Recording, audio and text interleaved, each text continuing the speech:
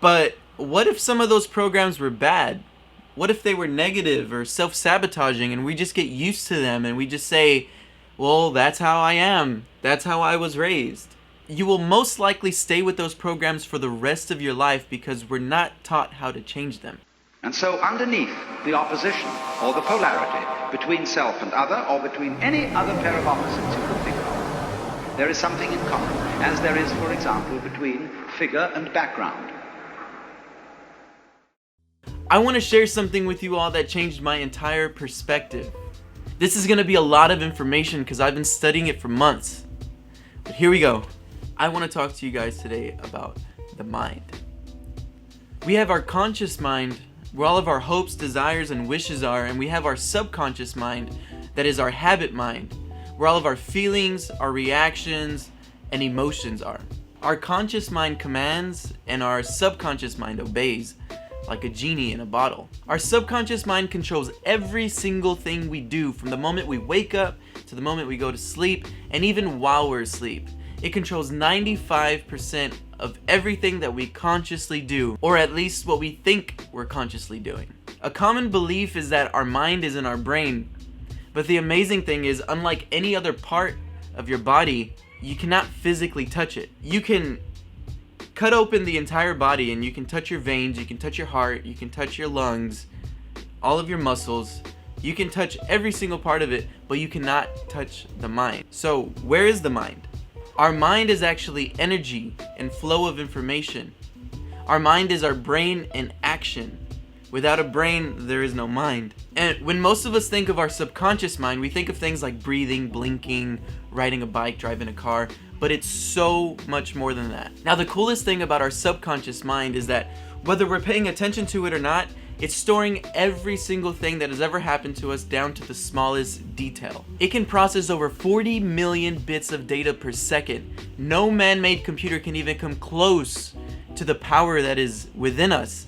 Your mind is constantly recording, storing, and retrieving data from your memory, and your subconscious is actually a way to dig into the memory, and there are different techniques for that. But that's a whole other video that we're gonna save for another day. So your subconscious's job is actually to make sure that everything you say and do in response to whatever's happening around you fits a certain pattern that's consistent with your thoughts, your feelings, and your actions. It creates habits and patterns that are called your master program. So we can think of your brain like a computer.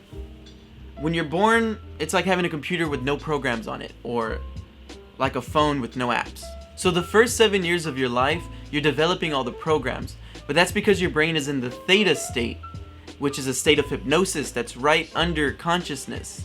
This is the same state that you're in when you're daydreaming, like when you're driving a car or when you zone out in the middle of a lecture. And this is why kids have such a huge imagination. I remember as a kid we went on a family vacation, and when we got to the hotel, my brother and I were running to the hotel room down the long hallway, and for some reason I had my pillow, I was holding my pillow like this, and for some reason I thought that if I just jumped forward, I can slide across the carpet and slide all the way to the hotel door. Yeah, no, that was just my imagination. But at the time it felt so real. I mean, I felt like I could just take my pillow and jump and slide on the carpet all the way to the room, and I ended up like scratching or getting carpet burn all over my face, and all the photos from that vacation was of me with the scar on my face. And this is why kids have such huge imaginations, because they're in that theta state. They're in the state of hypnosis, the state of a daydream. It's hard for them to tell what reality is. So from age 0 to 7, you're downloading all of the programs that you're most likely getting from your parents and your siblings. And at the age of 7, your consciousness kicks in. And that's when you get to use all of those programs. But what if some of those programs were bad? What if they were negative or self-sabotaging and we just get used to them and we just say, well, that's how I am. That's how I was raised. You will most likely stay with those programs for the rest of your life because we're not taught how to change them. It's hard for many people to escape it all because we live in a world where we're programmed to be programmed. And I want to talk more about that, but that's a whole other video for another day. So in the beginning I said your consciousness is where all of your hopes and desires are. You know, like, I want to be a millionaire, I want to travel the world, I want to be happy, I want this and I want that. But your subconscious mind is actually in the driver's seat, because that's where all your habits are.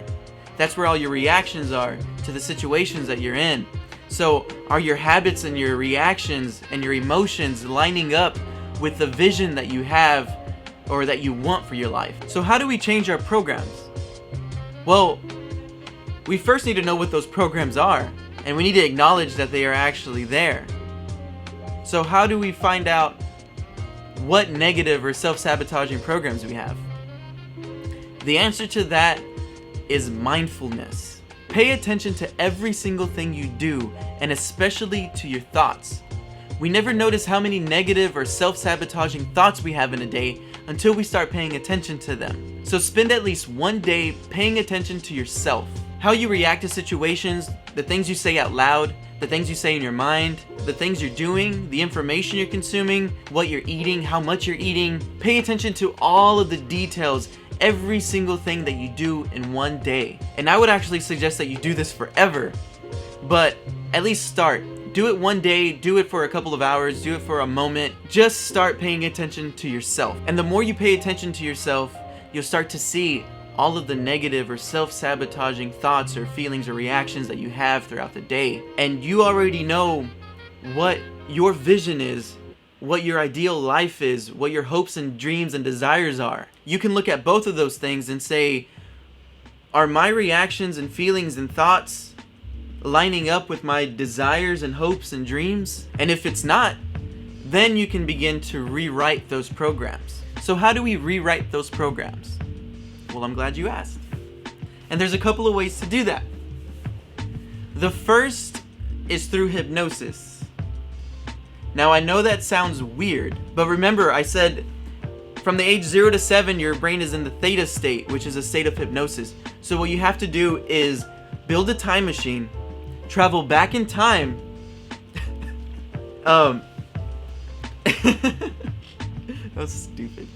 But there really is a time when your brain is in the theta state, and that's right after you fall asleep. So right when your conscious mind falls asleep, your subconscious mind takes the wheel, and that's when you're in the theta state, the state of hypnosis. So what you can do is right before you go to sleep, put headphones on and play recordings of affirmations or videos of affirmations. And what affirmations are is something that you repeatedly tell yourself. Oh. My baby was being fussy. She wanted to come be on the video. Right, baby? So, some examples of those affirmations are, I am loved, I'm confident, I am worthy, I'm wealthy. And the more you tell yourself these things, what happens is your subconscious mind begins to believe them. And there are many different kinds of affirmations. Some of the most popular ones are the I am affirmations, like I am loved, I am happy, I am worthy. There's tons of videos online of different affirmations, and you can go and pick the ones that apply to what your hopes and desires are and use those. Okay, baby, you're gonna have to go back with mommy. I can't do this with you. You're distracting, but I love you so much. So we covered the headphones before you go to sleep. That's a good way to rewrite some of the programs that you have. The other way is to say these affirmations out loud throughout the day, when you're in your car, when you're alone, whenever, in your head. You don't even have to say them out loud. You can just say them to yourself in your head. So what happens is through repetition, your subconscious begins to believe whatever you're telling yourself. A most common thing is always saying, oh, I'm not confident, I'm a shy person. I'm a shy person, I'm just shy. I'm not confident. You tell yourself that so many times, your subconscious mind believes it. It's not that you are a shy or unconfident person. It's that you've trained your mind to believe that you are because you've said it to yourself so many times. So you can then do the reverse of that, do the opposite of that, and say, I am a confident person. I'm a confident person. I can walk into the room and light up the room. And you don't have to believe it right then and there, but just start saying it. The more you say it, the more you start to believe it. And it's almost mind-blowing how that happens. But that's how it works. through repetition and through saying these things over and over. That's what hypnosis is. We've seen it in the TV, and we've seen it in the movies. We've seen it, you know, like with Zoolander. Zoolander's the perfect movie to watch to where you can understand this. And there's so many like subliminal messages and stuff with Zoolander that we're not going to get into because that's a whole other video for another day. But it's actually real. It works. These are real things that you can apply for yourself. And the media and oh, I don't even want to get into that. But but the key is consistency. Your subconscious mind is a habit mind, and habits are hard to break. So you have to be consistent with it. 21 days. You need 21 days to make something a habit. A minimum of 21 days. For some people, you have to do it like forever. But 21 days minimum, and you'll start to see the changes in your life. But the things you focus your energy on will eventually manifest into reality. And I'd love to talk about manifestations, but we'll save that for another video also. Now you can watch this video 1,000 times. You can understand everything. Your consciousness can download all of this new information, but it will not change your subconscious programs.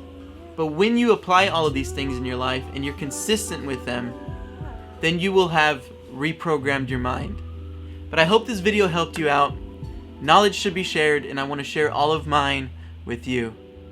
See you guys next time.